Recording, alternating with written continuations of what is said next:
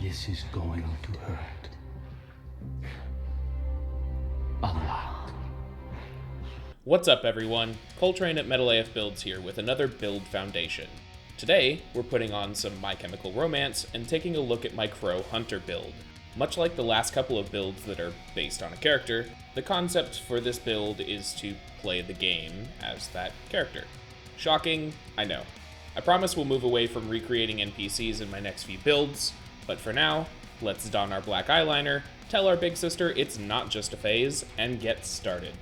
Let's dive in and discuss my gear and ability choices. Now, I did some lore reading for a solid 20 minutes, and I couldn't find an example of Crow using his light anywhere. I was going to set him up as a gunslinger, but there are a lot of notable gunslingers in the game already. I decided that, due to his covert past, he works well as a middle tree Night Stalker. For our exotic armor, I decided to go with Khepri's Sting. Crow doesn't wear anything exotic in-game, so we're pretty much open to pick whatever works. Khepri's Sting won over other options because it gives what is primarily a range damage build a tool to counter rushers. The primary weapon and exotic for this build is Hawkmoon. I chose this because he is the quest giver for Hawkmoon and very clearly has some pretty heavy connection to this gun through that quest.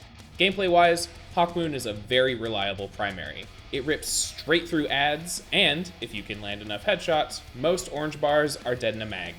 For an energy weapon, the Crow is seen in-game with the right side of wrong pulse on his back. This gun, however, has been sunset, so instead, we're going with this season's Stars and Shadow.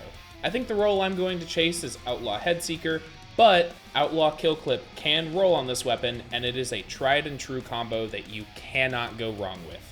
For our power slot, Crow is depicted wielding a sword most often. In-game, he saves Osiris with the Abide the Return. This, along with what is starting to feel like 90% of the guns in the game at this point, has been sunset. Instead, I chose to run the Bequest with him.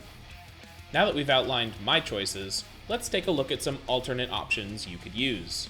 Again, in my solid 20 minutes of lore reading, I couldn't find any reference of the Crow actually using his light in combat. With that in mind, I think you could use any light subclass with him and still be okay. Just be sure to adjust gear accordingly so that you don't waste any synergies. For exotic armor alternatives, you could use Bombardiers to make your dodge a little more deadly up close. Assuming you stick with Middle Tree Night Stalker, you could use Gwynson Vest for a longer and better super. Lastly, for you sweaties out there, Stompies are always a good option for hunters. For exotic weapons, some options include Ace of Spades, since we all know how good he is with that gun. How's your sister?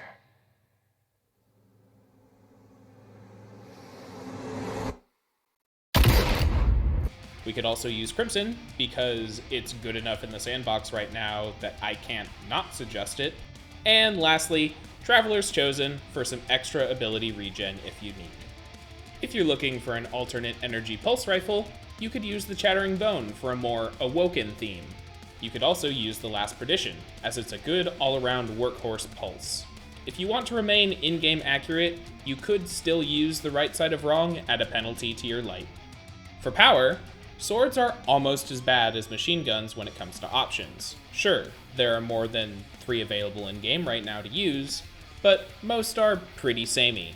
If you, again, want to remain in-game accurate, you could use the Abide the Return at a penalty to your light.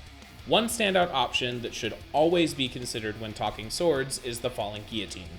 If you don't care for the Bequest, and you don't want to hinder your light, use that. Alright, now that we've covered all my options for gear and abilities, let's take a look at some first impressions that I've gotten from playing around with this build. In the Crucible, this build really wants to shine. I think the biggest issue that this build has in the Crucible is the fact that I'm the one playing it. Hawkmoon is a good, all-around, reliable primary. I just suck with hand cannons. If you're good with Hawkmoon, then you're going to get a lot more mileage out of this build than I did. One nice thing I will say about this build is if you're having a bad game, you can always fall back on Spectral Blades. Spectral is a fantastic PvP super that can get even the noobiest player a kill. Lastly, Khepri's Sting gives you a good counter for when people get too close, and you can always use your sword to 3-peek Just kidding, I don't do that, and neither should you. In Nightfalls and raiding, I think this build gets most of its power from Hawkmoon. Hawkmoon is great for clearing ads, as it gives you an opportunity to stack your paracausal charges. After stacking those charges, Hawkmoon can also do some mildly respectable boss damage. It won't top DPS charts for sure, but I'd argue that it's one of the better primary ammo using options.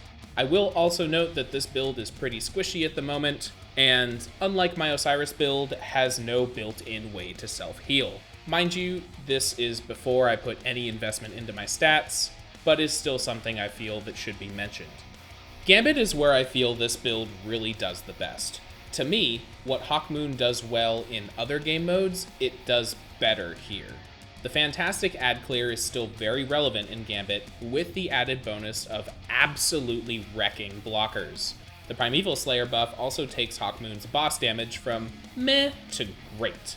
There's something extremely satisfying about unloading your entire mag into a Primeval's head and then seeing that last shot do 10,000 damage. This, I feel, positions the build well as a sentry, somebody who can stick by the bank and help with ad waves while also making sure the bank stays open. For you invaders out there are certainly better loadouts to use, my Winged Warlock being one of them, but Spectral is pretty consistent when it comes to invading capability. I say if your super is up and no one else is routinely invading, go for it. I'm certainly not the best invader out there, and I can usually wipe half the enemy team in one super. And with that, we're done. What do y'all think of the Crow build? What are some of the options you would use with it? Do you think Crow would be an MCR fan, or is he more of a Fallout Boy kind of guardian? Let me know in the comments section below. As always, follow me outside of my videos on Twitter here, and on my Twitch channel where I stream every Tuesday night here. If you enjoyed the video, don't forget to like and hit subscribe, as well as ring that bell so you know when I have a new video go live. Next week, we're taking a break from the NPC builds and diving into the stasis subclasses with my definitive Behemoth Foundation. I've been messing with this one for a bit, and I'm having some crazy fun with it, so you'll want to be here for sure. Thanks again for watching, and as always, stay metal.